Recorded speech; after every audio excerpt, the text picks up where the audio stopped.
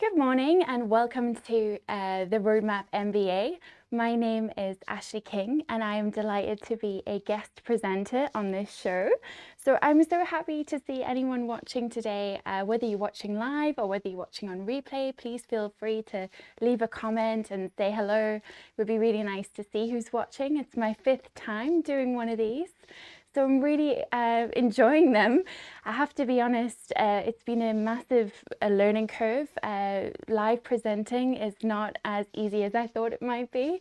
I'm used to being in the interview seat where I am, either hosting a podcast episode or interviewing someone. So to actually have the opportunity to twice a month create some content and prepare and plan what I want to talk about and have the freedom and creativity to do that is just such a pleasure. So yeah, it's great to see if you're watching today. As I said, it's my 5th time, and please do say hello if you can. It's always nice to see who's watching. So I wanted to talk today about something that's really important to me, and I'll tell you why it's important. So I'm going to be talking about the importance of being mindful about burnout and how we can prevent it, but also why it's so prevalent in MBA classrooms, but also in the workplace, what that means for the future of work and how we can maybe prevent some of that or fix some of that. And just some of the top tips I've learned about burnout myself. So I feel that I've got a very unique and different perspective to bring to the table here because I have ADHD, which is attention deficit hyperactivity disorder. I also am an entrepreneur, so which can be very stressful. It can be an emotional roller coaster and lots of fun as well. And I also am a survivor of post-traumatic stress disorder due to some really sad circumstances that happened to me. So that means that stress and burnout are things I've experienced in my life. And I think I can hopefully give an insight into some of the ways that have helped me to really get through some tricky times. So I'm going to go into all kinds of stuff today. I'm going to be very honest and open and quite vulnerable at times. So thanks for listening and being here. If you have a question, please leave a comment, or if you want to ask anything, I've got my glasses on today, so hopefully I'll be able to see your questions. But if I don't, then I will reply after the session. Okay, so first of all, I'm going to talk a bit about what is burnout. Okay, so burnout is a feeling that you can have where you start to feel perhaps alienated from yourself, from work. It can be that things that you used to enjoy, you just don't anymore. Perhaps you feel numb. You might feel a word that we use in therapy a lot, or in post-traumatic stress communities, you might hear the word dissociation. So you might feel like you're not in your own space, in your own body. You might feel detached from yourself, almost like you're watching your life from the outside in, and that can be really discomforting. There can also be a sense of just not enjoying being present in any of your day-to-day activities, not really wanting to talk to friends or family. So a lot of these things I'm describing also can have similarities with depression and other mental health issues. So I just want to say that I am not a mental health practitioner or therapist. So please know that I'm not trying to share anything that I can't diagnose anything here. But what I wanted to say is burnout can have lots of different symptoms that we might see. So from a physical point of view, you might have a headache. You might be struggling to sleep, perhaps sleeping too much. You might be feeling overwhelmed. You might be feeling a lack of focus and an inability to cope. So this can be also linked to stress as well. So we also know that you may start to withdraw. So you might see that in a business or in your studies or wherever you are spending your time, you might find that actually your performance starts to suffer. And this can be a problem for both yourself, but also for your workplace. And one of the things that I found really interesting when I was looking at some of the research around burnout in preparation for today is that over 52% of the workforce is actually burnt out or feels burnout.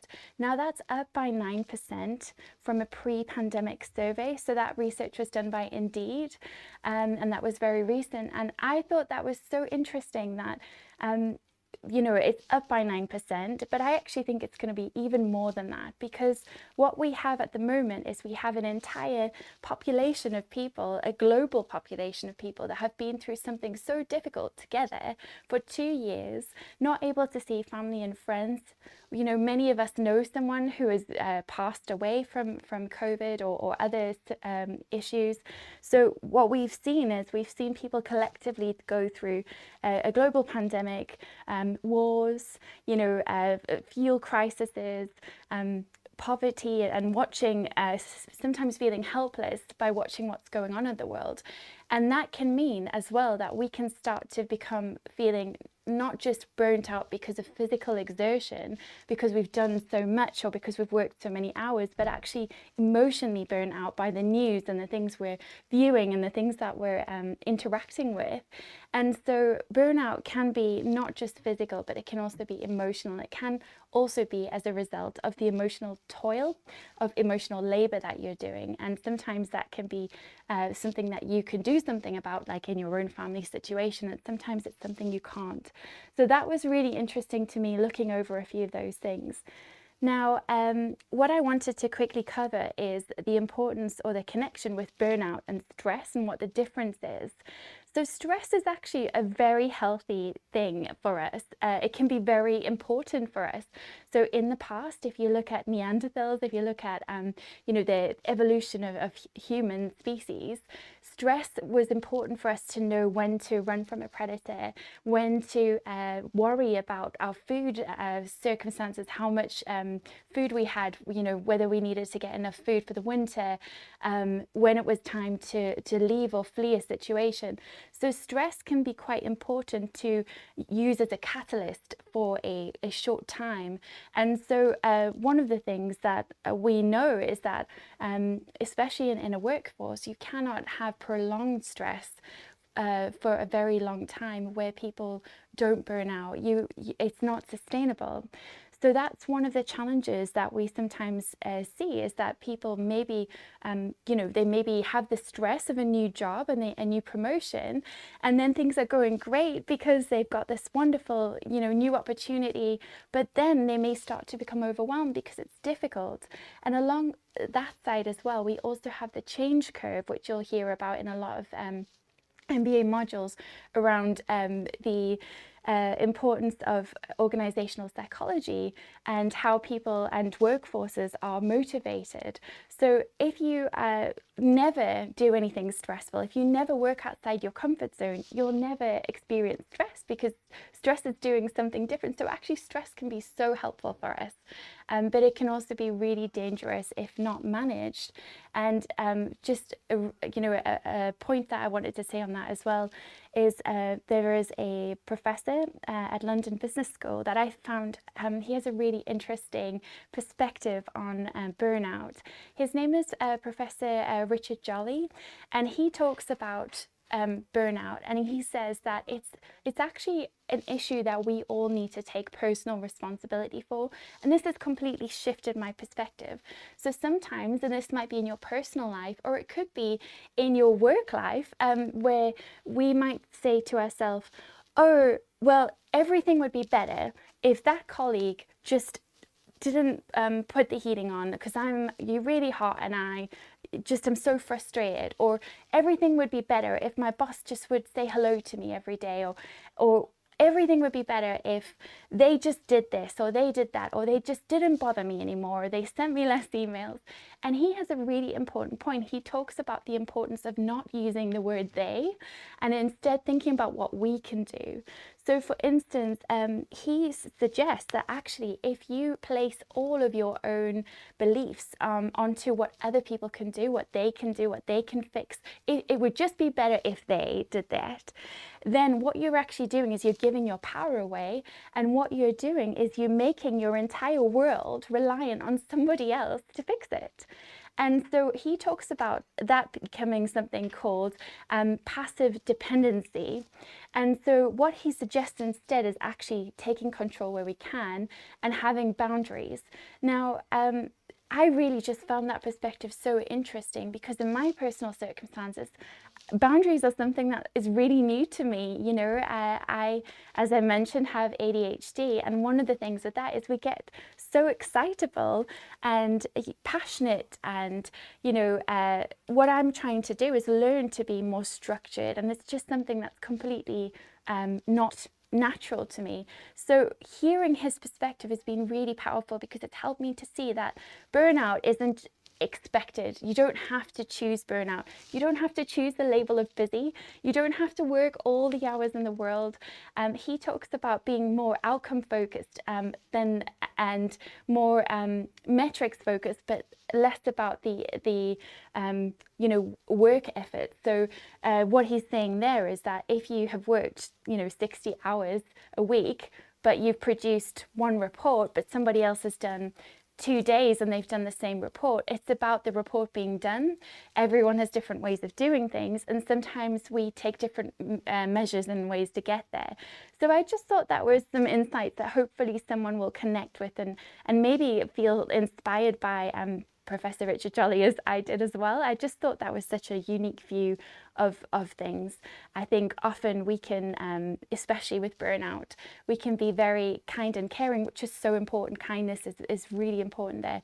But actually taking responsibility for our own burnout and our own situation takes a bit of guts as well. So I just wanted to introduce the topic and share that with you, and hopefully if you're watching, please leave some comments, please say hi. You know, I love to see who's here, and you may have your own stories about burnout that you want to share. Okay, so as you know, I am presenting on the Roadmap MBA. I studied an MBA, so I want to talk specifically for a little bit about the reality of studying an MBA. Okay, so I completed my Master's in Business Administration at Newcastle University Business School, and for me that was a dream come true. I always wanted to do a MBA. Part of that is possibly because when I was younger I quit my journalism degree, and so I didn't think I would ever graduate with an undergraduate degree. And when I did my undergraduate in leadership and management at Northumbria University, I just decided that, wow, I love this content so much. Imagine doing an MBA. So I thought about it for a number of years. I went to over 6 open days at Newcastle University Business School twice a year for 3 years. So that was, I was really keen. But one of the biggest things that I struggled with was how would I afford an MBA? And so, you know, that is, again, one of the big things around burnout, which we'll cover in a little while, which is financial stress. And, you know, it's something that causes a lot of people concern. So for me, I decided that I could do lots of different options. I could maybe do a part-time MBA. I could do an executive MBA, which is where you do a part-time MBA, but you're actually going into the university and studying with a university once a week. Or you might do things like you could do a long-distance course. Now, for me personally, I'm someone who loves to have a discussion and chatter and thoughts and the chaos, I guess, of the experience. I like to immerse myself in everything I'm doing. So when I'm doing something, I like to be there and just really in the moment and soak it all up. So I knew straight away that I wouldn't want to do the part-time MBA, because I knew that I would really struggle to manage a part-time degree and a job, and also because that would take 4 years, potentially between 2 and 4 years, and I wanted to get it done in you know, in under 18 months. So I knew that there would be a big sacrifice to do an MBA full time, but I never understood how big the sacrifice would be until I did it. And like I said, I'm going to get really raw and honest with you guys, just because I know that, you know, people don't always think about these things, so it might be helpful. I also want to say that I did consider a long distance MBA, and at the time there weren't really options like what the Roadmap MBA offers. There are, you know, some alternatives, but I just didn't feel that I found anything that I connected with at the time. And I didn't find anything that I saw that was officially accredited. So that was one of my big decisions about not doing a long distance course. So when you do an MBA, it is a course that I would say is a tremendous sacrifice. So what is different about it to any other masters?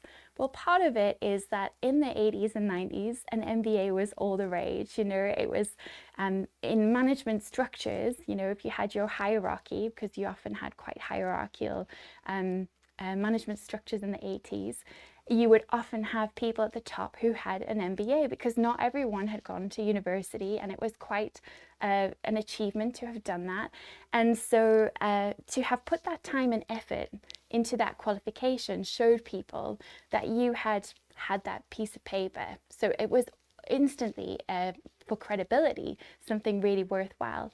At the same time, you learned lots of business theories and systems and tools and models that were very important as we were learning in that time. So an MBA is a globally renowned qualification people recognize and respect. And for some people that is really important, and for me it was. I wanted to have that sense of achievement. Why is it different to another master's? Well, it's a very specific program. It's known to be more intense. So for instance, some of my master's colleagues on other programs maybe, who might be doing I don't know, international communications, or a art program, or very different courses, politics, I know they would have maybe 6 lectures a week, but then they would have to do a lot of reading and group work. Whereas for my program, we would have at least 2 to 3 classes a day, sometimes 3-hour lectures. You would have seminars, you would have networking, you would have special talks that you were expected to go to. So there was a lot of work to do in the classroom as well as outside the classroom. When I was completing my MBA full time, I was going into class for a 9:30 start. Often I was going to networking before class because I wanted to give myself the best opportunity to build my personal brand while studying. I would run off to a meeting at the lunchtime in the break with my colleagues, because we'd be doing group work. And then I would also be going to more lectures, and then after class I would be recording podcasts, or I would be leading the TEDx Society as the president at Newcastle University. So I found that actually a full-time MBA was very intense. I also worked the entire way through my MBA, which is very unusual for a full-time MBA student. It's actually very discouraged, and it's probably one of the reasons why I experienced burnout and a breakdown, and I'm gonna share more about that in a moment. But I think one of the things to say there is an MBA is already jam-packed, regardless of the networking you might add, the personal hobbies you might add, the friendships, the family situations you might be in if you're a parent, and all of these different reasons. So for that reason, I just want to say that if you're going to study an MBA, think about a few things. One, your personality style. There were lots of my colleagues who hated the interactions in class. They hated the discussion. They just wanted to study and read the papers. So in that instance, it might be better, if you prefer to learn in a solitary way, to actually do a course where you are just learning and reading and writing your own responses, because you save a lot of time not doing all of that discussion. So I think an MBA is always going to be intense. You also are put together in a group of people in the classroom situation. So for instance, whether you went to Harvard or Newcastle University Business School or London Business School, London School of Economics, wherever you are, Cape Town University, anywhere, you will be in a mix of people that are from all walks of life and all over the world. And that's what I absolutely loved. I loved the cultural interaction and communication, because we clashed all the time, because we were put in situations where we would clash. It felt like a melting pot of different cultures and communities. And I learned so much about how to communicate with colleagues who have a different point of view to me. I discovered that actually for some of my Asian and Chinese friends, I was very outspoken, especially for women. And I discovered that other things, like some of my colleagues from the Middle East also found me outspoken and didn't like me standing up for certain things. And I just found it so interesting to examine my own values, my own thoughts and beliefs about myself. from other people, from other people's perspectives, from their feedback. So anything we say and do, we get a mirror back to us in other people's behavior. We see a different version of ourselves, a different way of seeing the world. And that's why I think if you are thinking about any course or anything in life, to have the opportunity to travel or meet people from other walks of life or with other perspectives, it's so helpful. And it's one of the reasons why I do think it's important not to surround yourself with people who think just like you.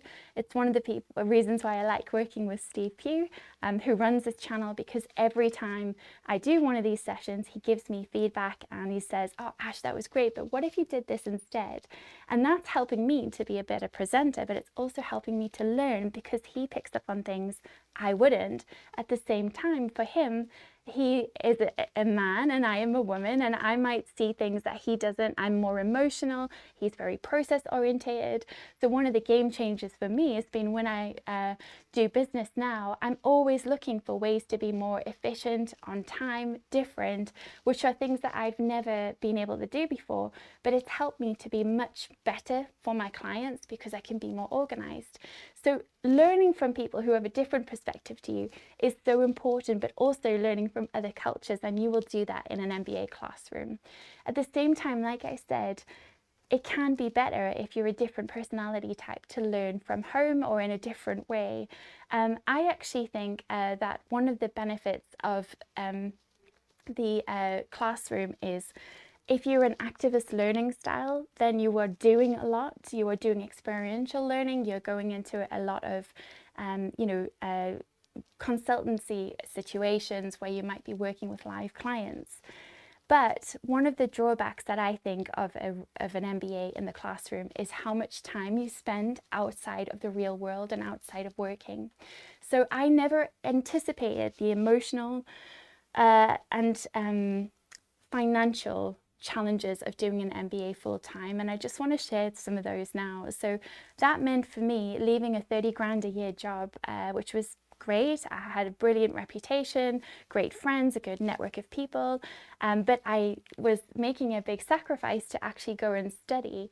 And in my case, I had worked my way up the career ladder at Newcastle University. I loved my jobs. I loved the amazing roles I'd had, but I had been always going through this cycle, which I realize now some of this is relating to burnout, where I was getting the next promotion and then I would be so busy and then I would be looking for the next promotion, and I never really gave myself to be in the chance to be in the role. And what happened is I kept looking for promotions, but I would take risky moves where they were they weren't open-ended, they were contract positions for a short time before funding ran out for a project.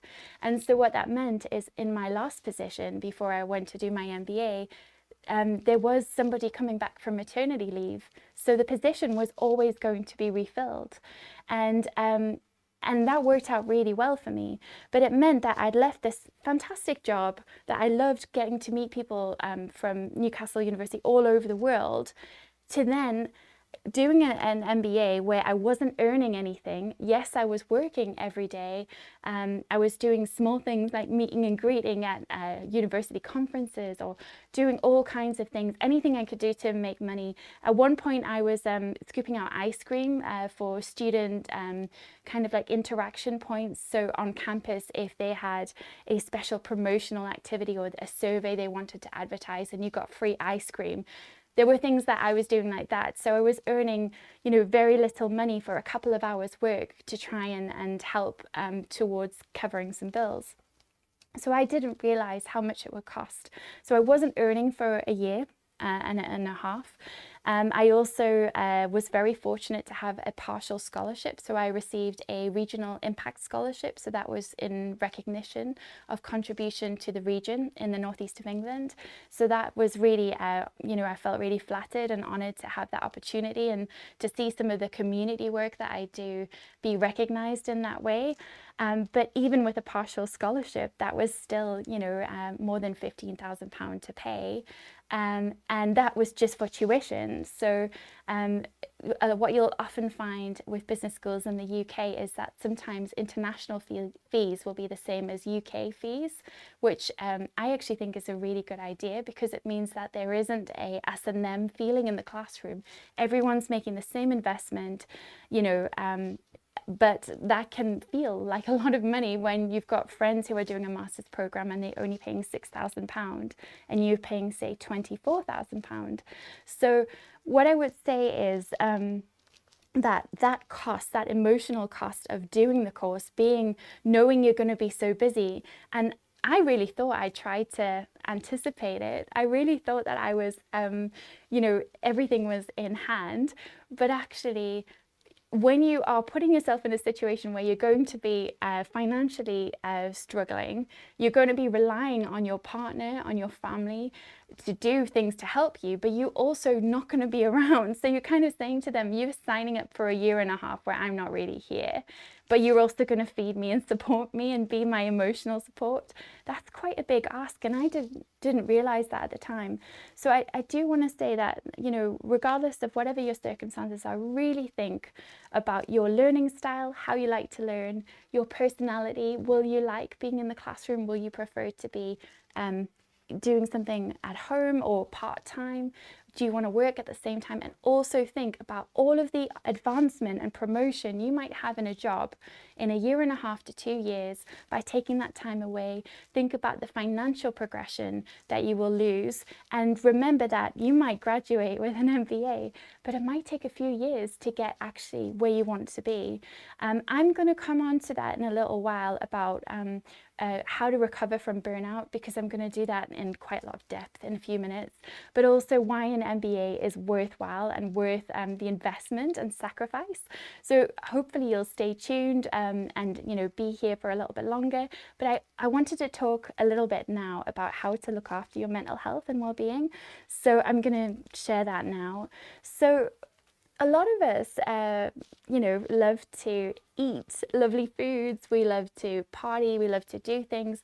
And when I say party, that could be, at home with a glass of wine, or it could be, at a festival, sober. It doesn't matter what your version of having fun is, but we all know that we can do some things to excess, and we can, have fun. And sometimes it's great, but sometimes it can be too much fun. At the same time, we can also burn ourselves out by doing too much work and being too busy. So one of the things that I wanted to share is how to look after your health and your mental health to avoid burnout, because I think prevention really is better than a cure. Something that I found really interesting is how the changing dynamics of the current emerging, workforce. So I believe we're on generation Z now, but feel free to correct me in the comments. But we've got, we've had millennials, we've had generation X, we've had baby boomers, we've had all these different terms that we use to describe certain generations of workforces. But what we're seeing now as an emerging trend is that young adults in their 20s, maybe 20 to 25, this is what I'm seeing anyway at this age, are more interested in experiences and traveling, seeing things, going places than things. And it's a bit of a shift, because in the past what you would see is someone would go to university, they might meet their partner at university, they'd get married, they'd settle down, they'd start a family, and they would maybe work in a job for 30 years. And that would be it. They might get promoted several times. They'd be head of whatever function that they're interested in. And then that would be their wonderful life. And what we're seeing now is a lot of people are waiting until they're older to have children. In fact, there is actually some concerns about the amount of women who are waiting past 30. And the reason I say that is because I am a woman and I'm 33. So, it's something that I'm seeing a lot of, is women waiting to start a family because they want to prioritize their career, their studies, and other opportunities. But as I was saying, you get to see people who are experiencing travel, who are experiencing, different different things they want to do. They might want to go and teach in another country, experience another culture. They might want to do some gap years at home. They might want to do all sorts of things, start a business. And what I'm really enjoying seeing is that actually you'll find now that people have a number of careers, a number of roles that they do in their job, a number of interests that they have. This is really interesting to me as someone with ADHD, because you'll often see people who have the same condition I do.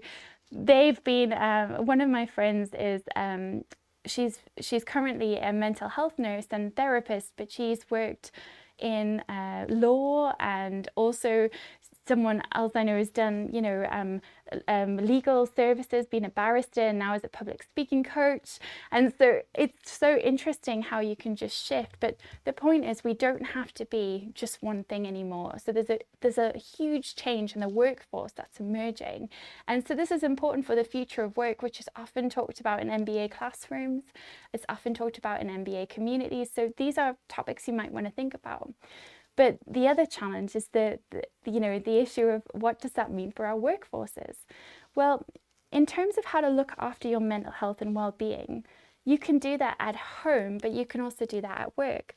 So some tips that I found, which have been pretty game-changing for me, have been coffee and monitoring my coffee. I didn't know before being diagnosed with ADHD that I had an issue with focus and stimulation, but during my MBA I was actually having 2 Red Bulls a day, and that is really dangerous. It would have been really bad for my heart.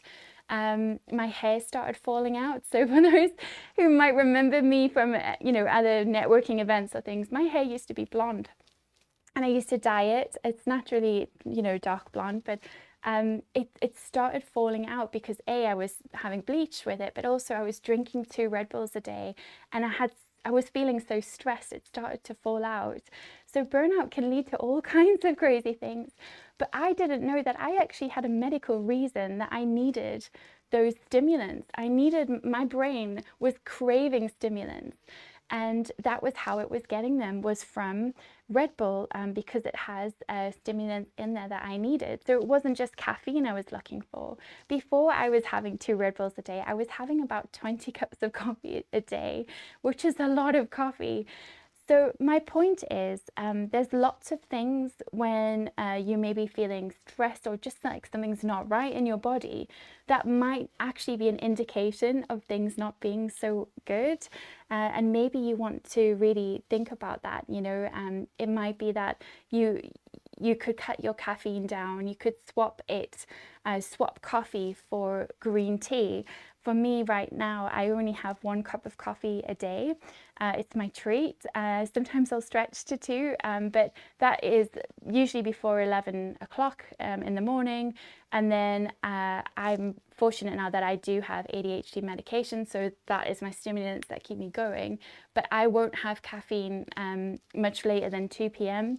because if I do, I'm not going to sleep. And what I've discovered is sleep is so important. So the importance of sleep, if you are drinking so much coffee, what I was finding, and you may resonate with this too, is I was so busy, I was so stressed, I had so much going on, and I wasn't able to concentrate or focus or cope, and I felt overwhelmed. So what I would do is I would just think, oh, well, I'll just have another coffee because that'll help give me the energy I need. But then I would want to have a nap, or I'd want to sleep, and I hadn't been sleeping. And so what I found is I was in a cycle of not being able to concentrate and feeling overwhelmed and feeling stressed. And then I was over caffeinating myself with all of these, fizzy drinks or with coffee. And so what that meant is I was then adding fuel to fire, because what I was feeling was even more stress because the coffee would give me anxiety. And so or extra energy drinks would start to affect my mood. So I would say, check out your caffeine. I'm not saying give it up completely. I would be very sad without coffee. And actually, coffee is a great, antioxidant in many ways. So please, enjoy it, but just be mindful about what you're putting into your body. On that note, nutrition is very important too. So during my MBA program, I don't think this would happen with everyone, but it was lockdown in the UK. So I was very sad that I'd invested all of this money and then my MBA was cut off halfway. I was still studying the program, but it switched to an online learning program. And so what that meant is that actually I was sad a lot of the time. I was struggling to motivate myself. I didn't have the energy anymore, and I wasn't running around as much. So I wasn't getting any exercise because I felt guilty if I was exercising. Oh, I should be working, I should be studying. So what I was doing is I would just eat fizzy sweets, fizzy, jelly snakes, and marshmallows was a big one that I was eating a lot. Takeaways because I didn't have time to cook. Any time that I wasn't studying, I would feel guilty. And so sometimes even if I snuck in an extra, Netflix episode or something like that, I would feel so bad. And so what I found during my MBA is I would make excuses for things like going for a walk. I wouldn't go and do exercise, but I would sneak in some games on my iPad or something like that. And what happened for me is I actually put on quite a lot of weight, and I was heavier than I've probably ever been. I've lost 3 stones since then, which is quite a lot of weight. That I was really shocked that it was because I was just putting things in my face without thinking, not getting much exercise because everything was just about surviving. I was just in such a state of, I must get this course done. And what I want to say here is a lot of this could have been prevented by me really thinking about things a little bit more, making the time to go for walks, making the time to eat a bit healthier, to eat more fruit, to do little things to look after myself. So self-care is so important with burnout. One of the things we hear a lot is like, I get people say this to me all the time, Ash, I know you love the bath. I know you love to spend time with bubble baths and things, but that's just so boring to me. Self-care can be anything. So if you don't like bubble baths, that's totally fine. I'm more bubble baths for me. What I'm trying to say here is kickboxing is a great way to do self-care. Going for a run is one of my favorite ways to get rid of stress and anxiety. So doing something where you're able to just go for a run, do some exercise, swim is one of my favorites. Go and spend some time in nature if you can. Take your shoes off and walk on the grass, walk in the mud, be around water. We really love these things. And so those are really important things. But another thing that I love is being creative, having a chance to paint, to throw glitter at something, to do a community project, to volunteer in an activity that's outside of myself. Go and help at your local food bank, volunteer at a conference and give up some time and meet some great people.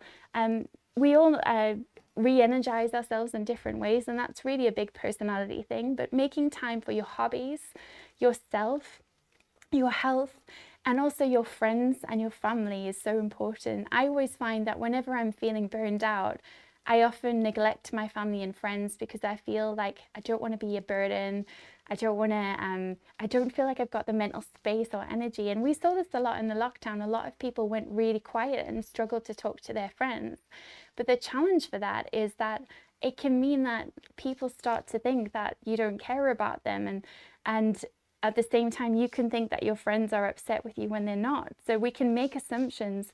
And when you're burned out, what I've come to find is that actually it can be really bad for just jumping to conclusions where you might have thought about things in a totally different way if you were feeling more clear and rational and focused.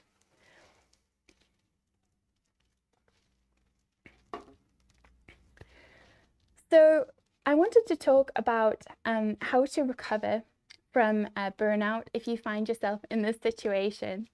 So I would say that my MBA was one of the toughest times in my life. I had a breakdown. It's not the first time I've had a breakdown. So when I say breakdown, I mean I was at my limit. I was really exhausted. I was emotionally exhausted. I thought that in my head, it's going to be a year and a half. I'm going to get my head down. I'm going to concentrate. I'm going to try hard. I know that it's going to be busy. I know it's going to be intense, but I've told my friends and family, they're expecting it. It's going to be totally fine.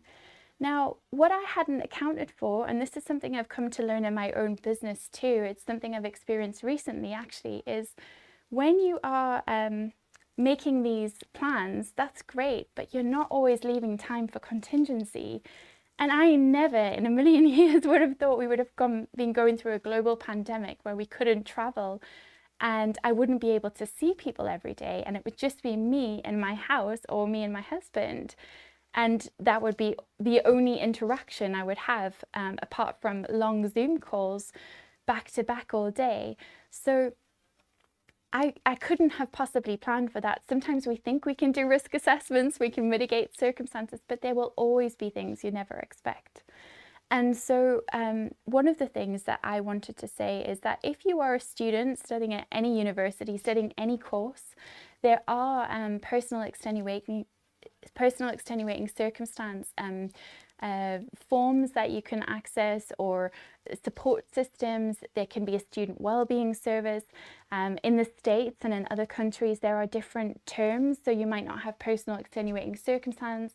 You might have student support or pastoral care. It just depends on what country you're in. But one of the biggest things you can do is ask for help. And that's also important in the workplace. So if you're watching this and you're thinking, I'm not a student, I don't care about, studies, I'm actually in the workplace, but I'm interested in burnout. That's important too, because asking for help from a manager can really go a long way.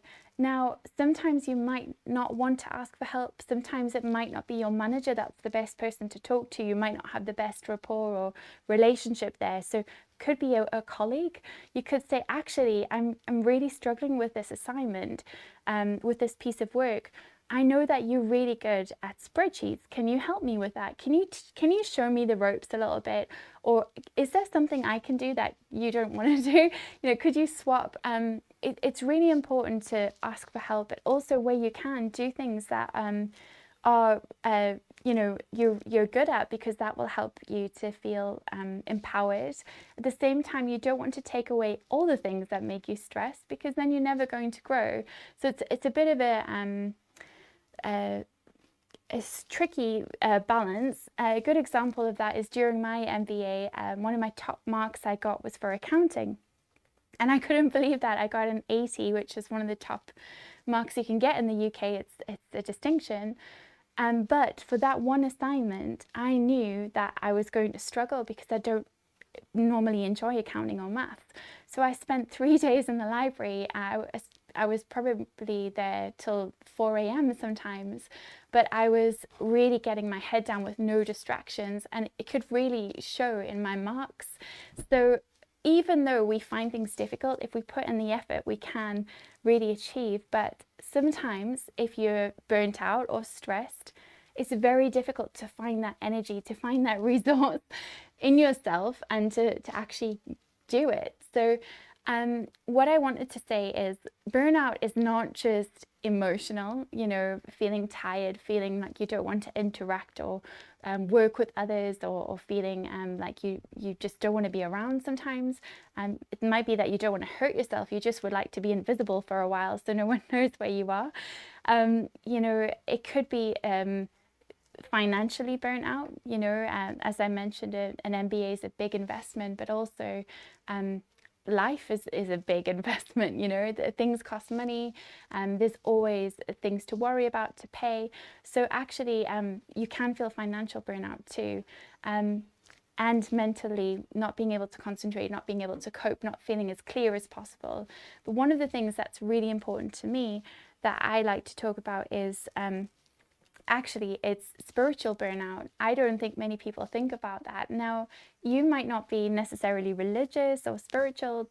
To me, I think spirituality covers a lot of things. It could be something simple like looking at the trees and appreciating the earth around you, and just looking in wonder at your surroundings.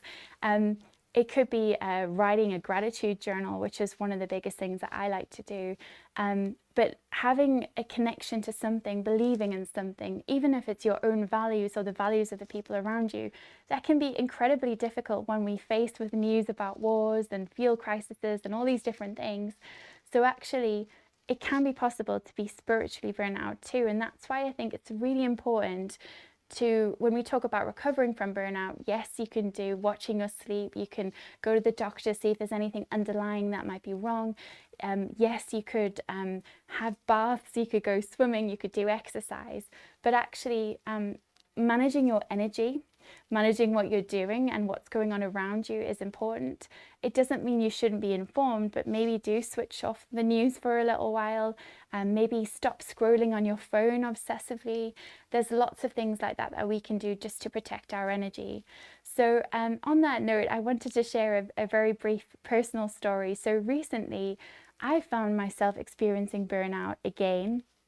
And I was quite surprised because, you know, things are going really well. I'm enjoying being busy. I've got so many projects that I'm doing. But one of the things, again, I hadn't planned for was I was so busy. I was working hard and everything was going wonderfully. But then I had a family member go through something really difficult. And it was such a difficult situation. And it's not something that I could talk about online. It's not something that I could share in this video or in my podcast. It's not something I would even want to tell my friends or you know, family, because it's not my story to tell. But what that meant is, although I was busy, I had to do a lot of emotional labor that was outside of myself. You know, give someone a place to stay, make sure that they're safe, they're okay, they're feeling all right. And all of my energy was going into making sure they were okay, but then also needing to look after my clients. And one of the things I learned from that was it's actually really challenging when you are not leaving yourself any space for you, for breaks, for contingency, for other people. We don't know when our family or friends might need us, you know, where a loved one might need some extra care and attention. So what I would say is, I found myself in this situation. I actually received a complaint from a client. I was so upset because I felt really sad that I couldn't give them a better service. And one of the things the complaint involved was not being fast enough on my emails, not getting back to people. And what I realized is that's a way that I can be better in my business. It does mean that I might have to put in a little bit of extra time, which might seem contradictory to me talking about burnout. But what I've discovered is if I manage my time in a more structured way, and if I say no more, then I'm less likely to burn out. So one of the things that I've started to do to help me recover from burnout is to say no. Thank you very much, I can't make it. And no apologies required. It's actually a very valid sentence. No, that's all that you need to say. So I've started turning down a lot of opportunities where yes, I could be inspiring a group of young students, or I could be doing all kinds of different things, and I'd love to help. But actually, if I say yes to those things, then I won't be looking after the clients that I have. And so that's something that I would say is thinking about, you know, what are you already committed to? What can you strip back? What are the essentials? Because the better prevention you can do, the less you'll need to be in survival mode. And survival mode is just not, it's very difficult for us, for anyone studying an MBA. Again, you might have done this in organizational psychology or occupational work modules, but the concept of Maslow's hierarchy of needs, we all have basic needs like food, shelter, but then you have other needs like, friendships and family and that community. But you also have needs like work and for financial reasons, but work for fulfillment. And then you also have needs like studying or self-actualization. And you can't actually meet a lot of those higher needs if you're in a basic need circumstance. And that's why sometimes we might not even be in that space, but we might need to look after others who are in that space, and that can be really challenging. So I hope that story connects with someone, because I found it, you know, it's funny, you come and do a presentation or you speak to people and you're smiling and they think everything's wonderful, but no one ever knows what's going on behind someone's life.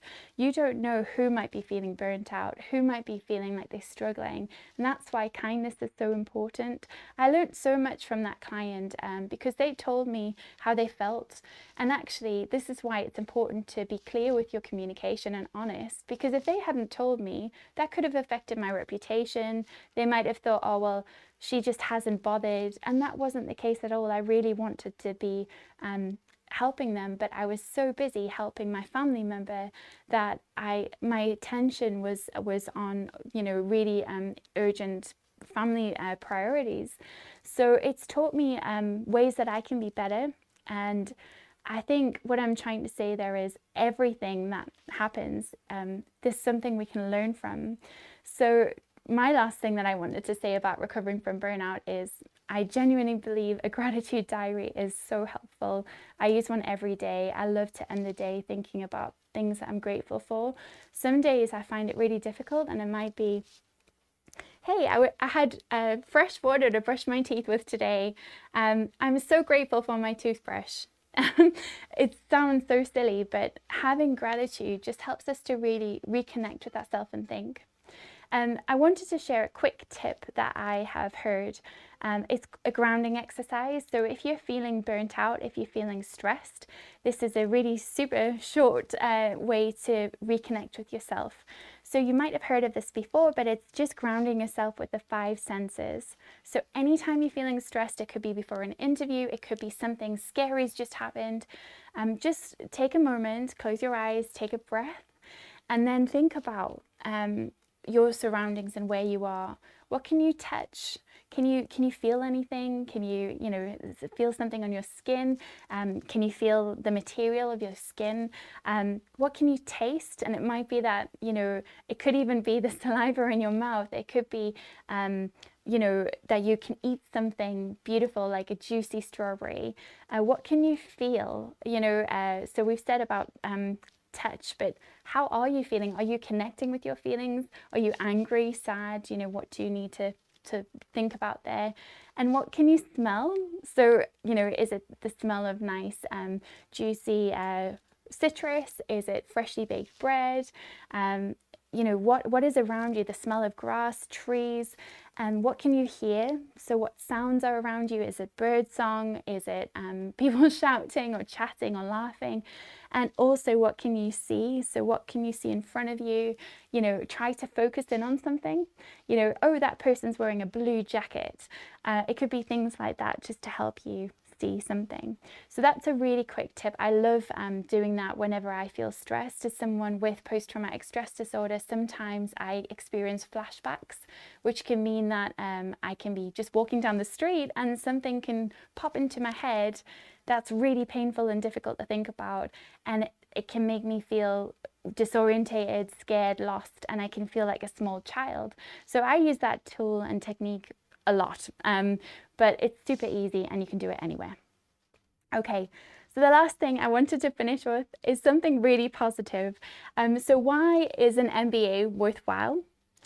Is it worth the investment and sacrifice of personal time? So I would like to say that for me, an MBA is 100% worthwhile.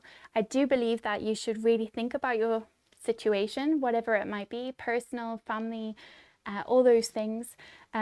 Save as much as you can beforehand. I would really advocate for that because you don't know what you might need.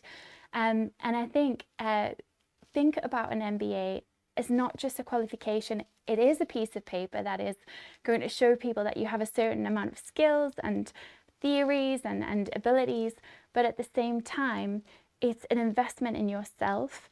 When we started our masters, people said to us in the classroom to try and prepare us and tell us about resilience, they said that you won't be the same person when you leave this program. And I thought to myself, yeah, sure, whatever. I know my values. I'm very connected to myself. I'm self-aware. Of course, I'll be the same person. But you won't, because you go through such a journey of personal discovery, of business discovery, of professional discovery. You learn how to communicate with people from all different backgrounds. You learn new techniques, new tools, new modalities. You learn new language. So I find it fascinating. Sometimes I'll be talking to somebody and I'll start talking about the Asia Pacific region and this and all kinds of stuff around economy. And I just think, oh my gosh, where did that come from? I don't even understand.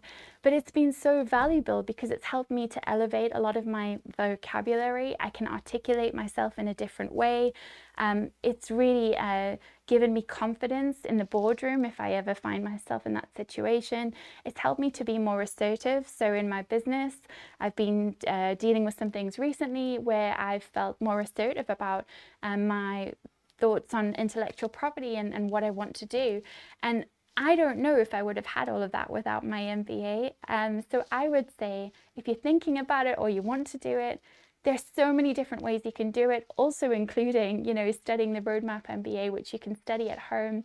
And I'm really delighted that with that program, you get classroom access. So you get to chat to Steve in a virtual classroom. You can ask questions. There is discussion. There are opportunities to make friends and connect with people. So you can do an MBA in many different ways, but please think about the personal investment, how you'll look after yourself, and remember that, we actually do have control over many things in our life that we don't think we do. And that's been a huge perspective shift for me. So I hope that's been valuable and helpful today. It's probably the longest session I've done, but I think it's a really important topic to discuss burnout. And it's just a last thing I want to say is also look for the people around you. If you've noticed somebody who's become a bit more shy, a bit more withdrawn, quieter, maybe not being as engaged, then also remember to look after your friends, your work colleagues, your family, because without each other, what do we have? So thank you so much for listening, and I really appreciate anyone watching.